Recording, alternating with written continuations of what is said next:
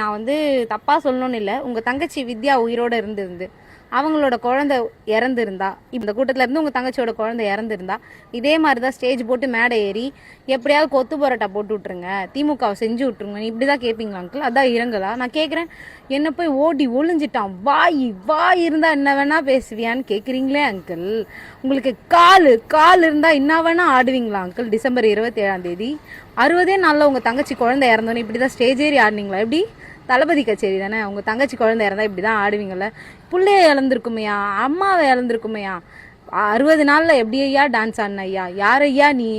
வினோதமா இருக்கிய ஐயா நீ. நீ சொல்றது எல்லாத்தையும் அந்த கூட்டம் நம்புது பத்தியா? உன்னைய திட்டக்கூடாது ஐயா, அந்த கூட்டத்தை தான் ஐயா திட்டணும்.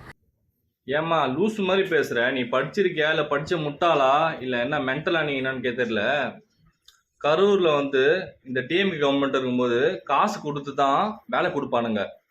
அந்த காசு வாங்கிட்டும் வேலை கொடுக்க மாட்டானுங்க சில அமைச்சர்கள். அவங்க மேல ஏகப்பட்ட ஊழல் கேஸ் இருக்கு. ஆனா டிவிகே ஆட்சியில வந்து கரூர் விஷயத்துல வந்து விஜய் நான் வரும்போது அந்த டிஎம்கே செந்தில் பாலாஜா பண்ண வேலைன்னு எல்லாருக்குமே தெரியும்.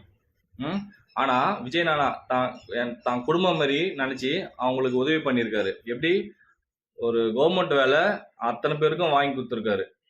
யாரும் பண்ண மாட்டாங்க. காசு வாங்கிட்டு ஏமாத்துற கூட்டம் எங்க? மக்களுக்காக அவங்களுக்கு கூடவே நின்று ஹெல்ப் பண்ற தலைமை எங்க? அதான் எங்க விஜய் அண்ணா. சரியா? இந்த மாதிரி சில்லறத்தனமா பேசுற வேலை இவங்க வச்சுக்கூடாது. இந்த டிஎம் கிட்ட காசு வாங்கிட்டு கொத்தடிமை மாதிரி பேசுறது, இந்த பொழப்பெல்லாம் உனக்கு எதுக்கு? உங்க அம்மாவே காய் தூக்க மாட்டாங்க இந்த மாதிரி வீடியோலாம் நீ போறதுக்கு பேசுறதுக்கு. மக்களுக்காக நின்று மக்களே கரூர் மக்களே விஜயனை ஏத்துக்கிட்டு அவர் தான் பையன் மாதிரி எல்லாம் நினைக்கிறாங்க. விஜயனை வந்து தான் குடும்பம் மாதிரி அம்மா அப்பா அண்ணன் தம்பி தங்கச்சி எல்லாம் நினைச்சு விஜயனை வந்து ஒரு மக்களுக்காக நிக்கிறாரு. அந்த மாதிரி தலைவனை தேவையில்லாம பேசுனா நல்லா இல்ல. அது மாதிரி பேசுறது சரியா?